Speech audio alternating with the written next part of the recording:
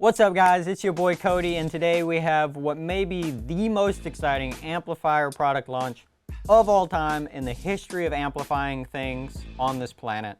And that is the NVX XAD amplifiers. It's the X series lineup from NVX.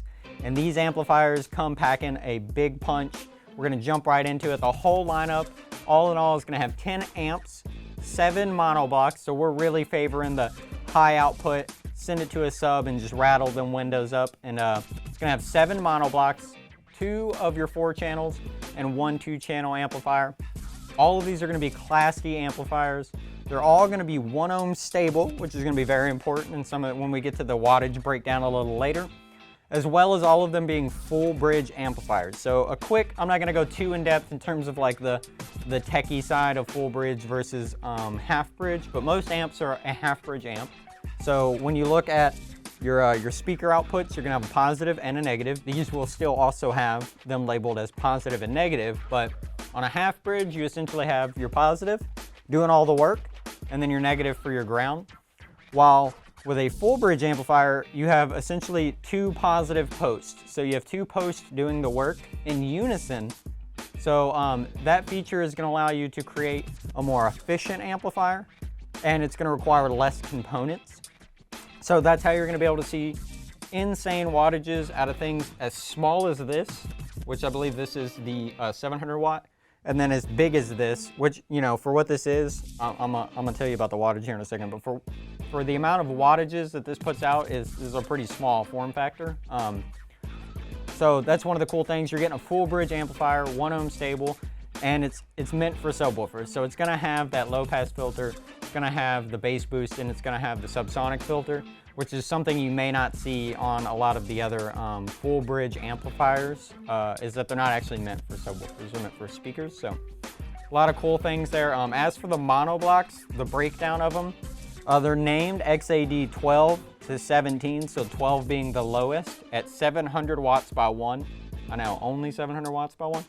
And then the XAD 17, the big boy, the biggest behemoth, the Mac Daddy, that's gonna come in at 13,500 watts RMS. Not peak, RMS, 13,013, 500. Insane, I know, you're blown away, I'll give you a second. All right, now that you've kind of soaked in that information, so the breakdown for the wattages altogether is gonna be, again, XAD 12 to 17 is gonna be 700 watts, 1,500 watts, and then 2,000, 3,000, 5,000, 8,000, and then lastly, that big one, 13,500 watts. So all of those monoblock, all Class D. And lastly, the 2 4 channels in the lineup we're gonna be looking at are the XAD 41, which is the smaller of the 2. So the XAD 41 is gonna be a 1,200 watt amplifier, 4 channels. The wattage breakdown for that, you're gonna be looking at 100 watts by 4 at 4 ohms, 150 watts by 4 at 2 ohms, and then of course 300 watts by 4 at 1 ohm. Being 1 ohm stable, you're gonna be able to bridge those to be either 300 watts by 2 at 4 ohms, which is pretty good, or 600 watts by 2 at 2 ohms, which I think is pretty astounding.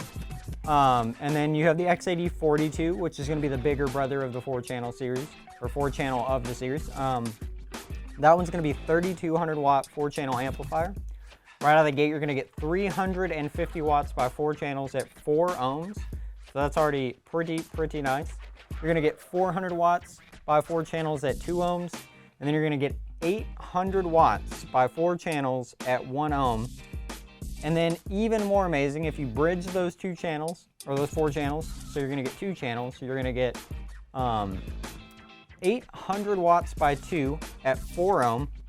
And then you're gonna get 1,600 watts, 600 by 2 channels at 2 ohms on the XAD 42. And all of those, of course, are gonna come equipped with the high pass filter, you know, your full range, your low pass / band pass filter. And I gotta say, all in all, the X series really blew me away. When we got it on paper, of course, we heard they were coming in.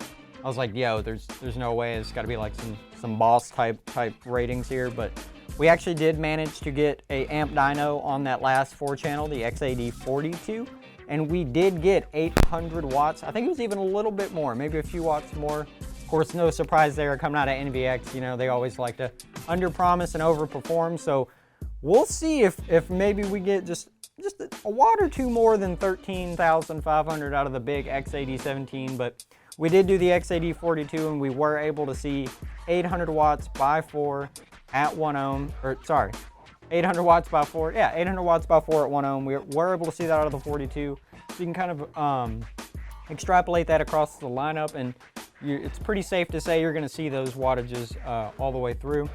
So all in all, the NVX X series, it's going to come in a nice, sleek, tough looking design. All of them do come with 3 lights, so you're going to have your power light indicator, your clipping light indicator, and your protect light. So that's pretty neat to see. And all of them are going to have just absolutely insane cost per watt, especially when you get down to the X8017.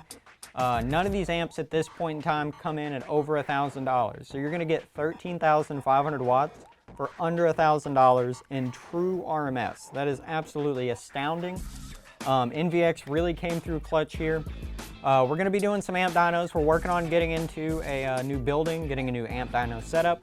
We don't have a strong enough setup right now to test this guy, but we will be firing up weekly amp dyno videos, and you can bet your sweet bippy that the X8017 is going to be the very first one we throw on the dyno to really test out both how good the dyno is and just how good the X8017 is. So if you're at all interested in seeing those when they come out, be sure to smash that subscribe button below. Be sure to hit that like button while you're down here to show us some love for the NVX X series of car amplifiers.